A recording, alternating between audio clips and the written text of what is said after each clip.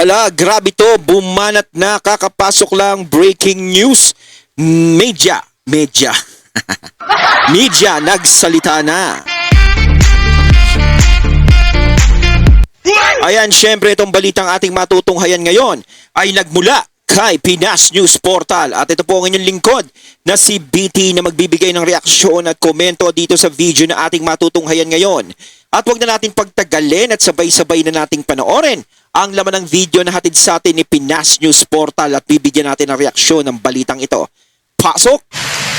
Bigyan natin ng reaksyon, opinion yan itong Facebook reel posted by Ramil Mending Ideal.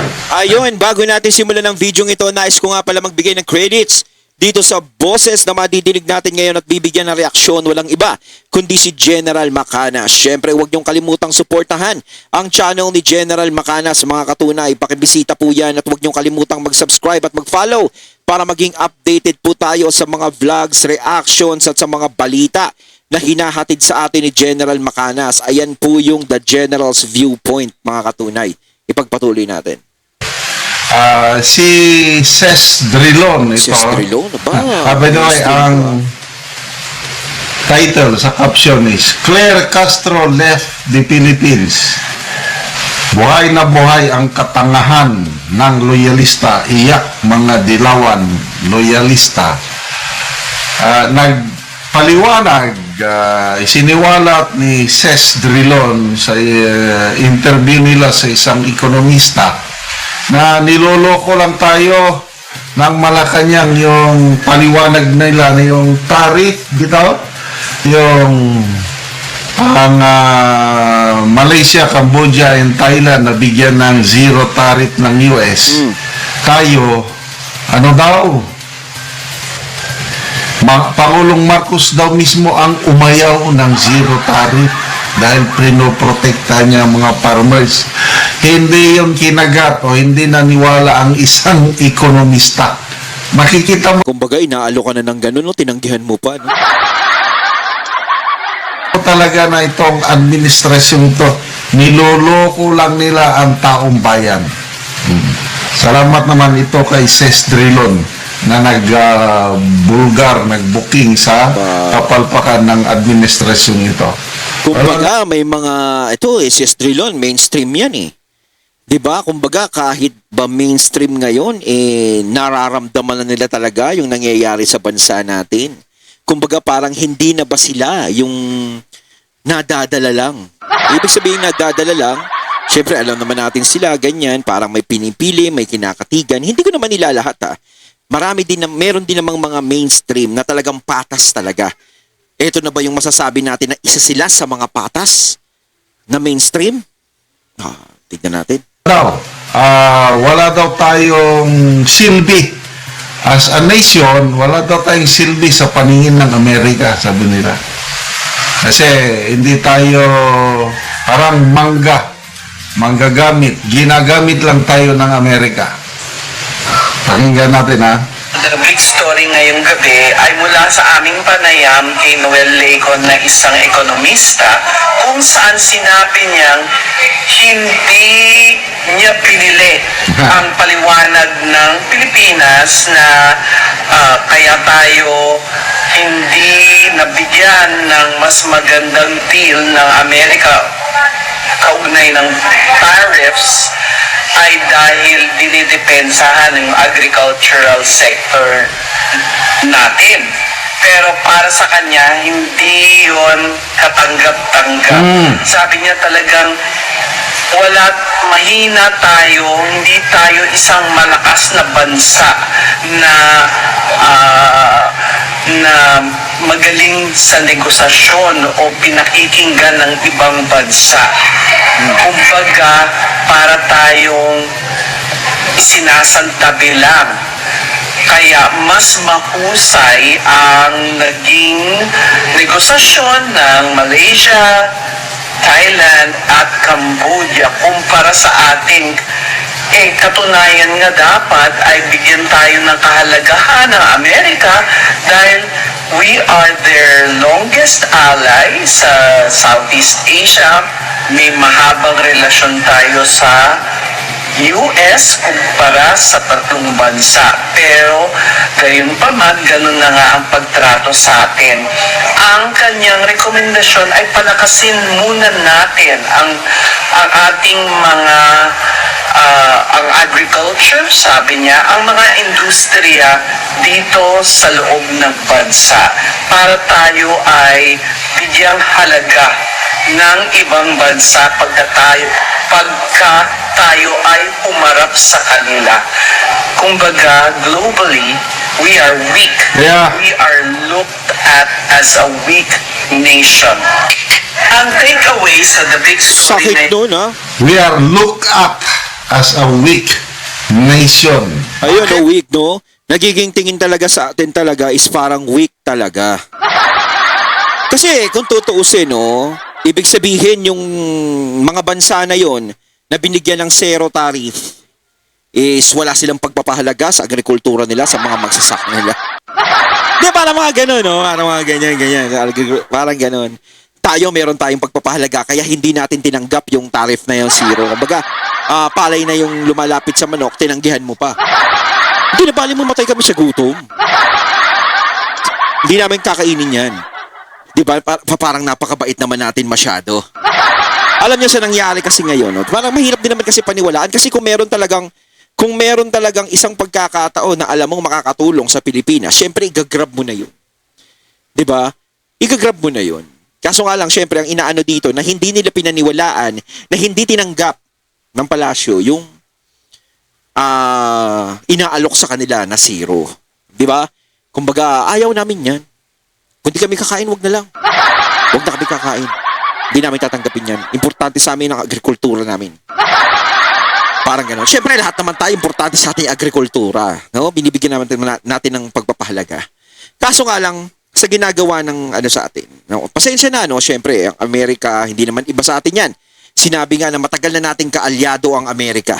Kaibigan, no? Hindi na kaalyado. Kaibigan. Simula pa nung panahon ng Hapon, di ba? Kasama na natin yan. Sa lahat ng bagay, di ba? Kaso nga lang, syempre, parang nag-iiba yung takbo ng Amerika sa atin. No? Hindi natin malaman kung sa ano bang dahilan. Di ba?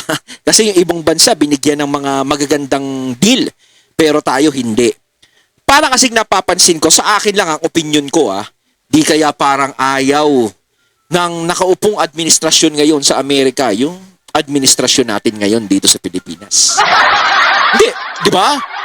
Para sigurong may pinipili o may kinikilingan, di ba? Parang ganun. Parang ayoko niyan. Hindi ko type yan, kaya parang hindi ko masyadong kinakausap o nakikipag-deal ng maayos dyan. Pero kung siguro, malalaman natin yan sa mga susunod. Kung sakaling mag-iiba ang administrasyon natin at magkakaroon na naman ng deal sa ibang bansa at dito sa Amerika at sa atin, malalaman natin talaga yan. Halimbawa, si Sara Duterte ang naging presidente. No? Tapos, magkaroon na naman ng ganyang negosasyon. Magulat tayo, biglang nagbago ang takbo. Ay, may ibig sabihin, doon na natin malalaman yung sagot. Kaya nga sinasabi ko, yung lahat ng mga sagot ngayon, lahat ng mga tanong ngayon, malalaman natin pagkatapos ng administrasyon ngayon. Diba? Kasi baka mamaya, alam naman natin, close si Trump kay kay PRRD.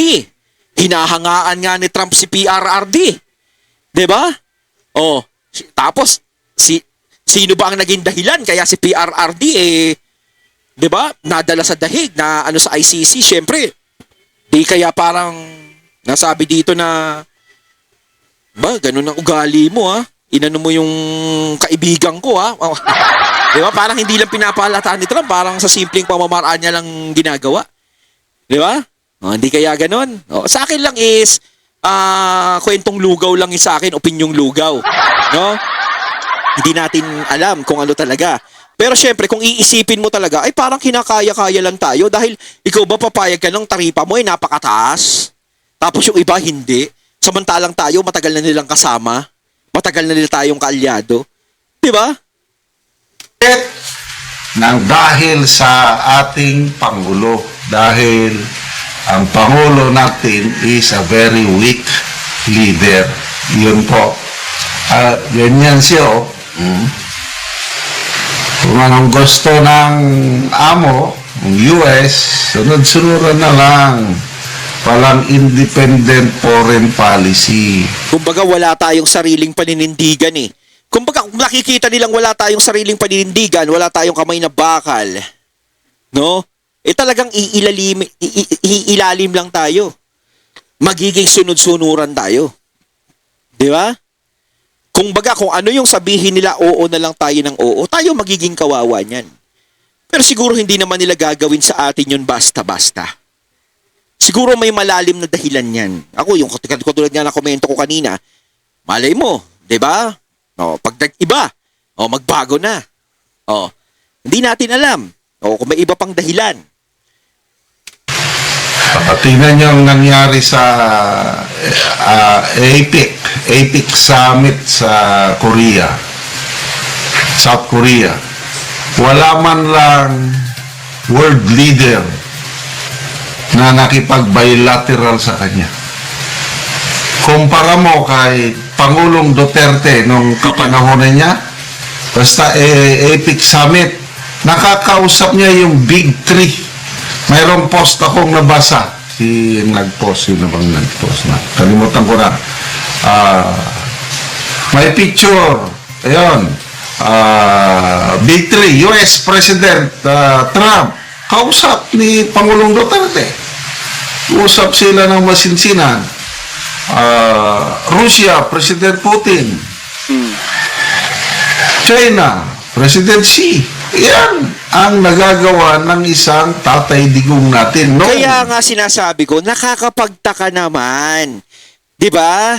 Kung talagang ginaganyan tayo ng mga bansang yan, lalo na ng Amerika, na alam naman nating kaibigan natin, kung talagang plano nila tayong pasunurin lang o alipinin, bakit? 'Di ba? Bakit kay Tatay Digong iba ang naging pakikitungo nila sa pakikitungo nila ngayon? Yun yung naging palaisipan sa akin. 'Di ba kasi kung plano nila tayong gulangan, dapat pati nung administrasyon ni Tatay Digong is ginugulangan nila tayo. Kaso nung panahon ng administrasyon ni Tatay Digong, hindi nila tayo magulangan. 'Di ba? Hindi naman sila gumagawa ng ganun. 'Di ba? Nakakausap ni Tatay Digong, halos pinupuri pa nga siya si Tatay Digong eh. Pero bakit ngayon is nagkakaganyan? Ang laki ng pinagkaiba noon sa ngayon. 'Di ba? Kaya nga sinasabi ko kanina, siguro after 3 years malalaman natin lahat ng katanungan doon sa malalaman natin lahat ng sagot doon sa katanungan natin ngayon. Kapanahonan niya. Bakit? Nire-respeto ang ating Tatay Digong sa world stage. Halos syempre, kita mo naman, nababalitaan siya sa ibang bansa. Halos hinahangaan siya sa ibang bansa. Bihira dito sa naging presidente natin ang nababalita sa ibang bansa at hinahangaan. 'Di ba? Si Tatay Digong lang talaga yung nakagawa ng ganun. Dahil may prinsipyo, may guts, alam niya makipaglaban. Hindi siya basta nadidiktahan. Hindi katulad ito ngayon. Alam niyo na, anong klaseng ang ginawa niya, nag-violate ng protocol. He crossed the line. Yan. Balita ngayon sa China. The Philippine President crossed the line to have a handshake with President Xi. Para lang may pakita ko no na meron siyang paggalang at diplomasya. Ano ba yun? Bago-bago lang doon sa ASEAN Summit sa Kuala Lumpur, Malaysia, binanatan niya ang China. Sinong? Kung ako ang president ng China, gusto ko bang makipag-meet na openly binabanatan ako? Nako. No way! Tapos, katapos ng banat niya sa ASEAN, tapos aalamanuhin lang niya ang Chinese president para pagdating dito, maipakita na, wow, very diplomatic ang Philippine President. Pinagmamalaki naman ng mga mainstream media natin ng yung handshake na yon, but in other countries, pinagtatawanan. Ganon po ang ating ano. What's the use of these 9 EDCA sites sa Pilipinas? Libre pa yan, ha? Wala silang renta. Sana all, no? Pero tayo, pag nagpupunta tayo sa ibang bansa, no, lahat may bayad. Tapos, hindi man lang tayo mabigyan ng tarif. Oo. Nag- Baga yung ibang bansa, laki ng pakinabang sa atin eh. Tapos wala tayong mapakinabangan sa kanila eh. Ayun yung matindi ron eh.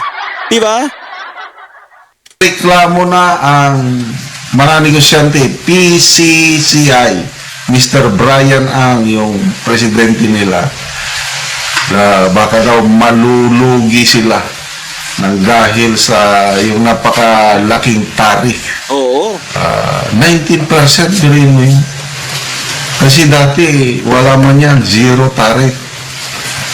Ngayon, biglang 19. Kasi parang ano tayo eh, parang mahilig makinig si ano sa ano eh, sa mga alitap-tap. Yan ang napapala kasi pag talagang mahilig makinig sa alitap-tap, kaya tuloy nagkasira-sira. Yung mga dating maayos, nagkasira-sira. Ngayon, ganyan na naman, di ba? Ay nako, hanggang kailan ba kayo magpapasailalim sa mga alitap-tap na nasa paligid ninyo? Kumbaga, parang wala tayong kadiska-diskarte. Di ba? Imbis na pasulong, paatras eh. Other countries, talagang na-negotiate nila na ipababa. Dahil they are negotiating from a position of strength. Sa atin is very weak talaga tayo. Hindi, again, palagi ang huli nasa ang pagsisisi ay palaging nasa huli. Bakit? Hindi tayo nakinig sa ating katedigo. Tutusin, no? Kung magkakaroon ng bagong presidente sa susunod, ang dami niyang problema nga ayusin, no? Siguro ang dami niyang trabaho, magiging busy talaga siya ng mga panahon na yon. Dahil ang dami nga ayusin ngayon. Grabe. Winarningan niya na tayo noon before yung election ng May 2022. Weak leader yan. Ba't bahala kayo? Kung gusto niya, sige lang, ibotohan niyo. Dating ng panahon, huwag niyo akong sisihin. Ayun, at ating napakinggan ang boses na yun at nabinigyan natin ng reaksyon na nagmula kay General Macanas. Kayo mga katunay, anong masasabi niyo tungkol dito? Comment lang po kayo sa comment box. So once again, I'm BT and I'm out. Peace.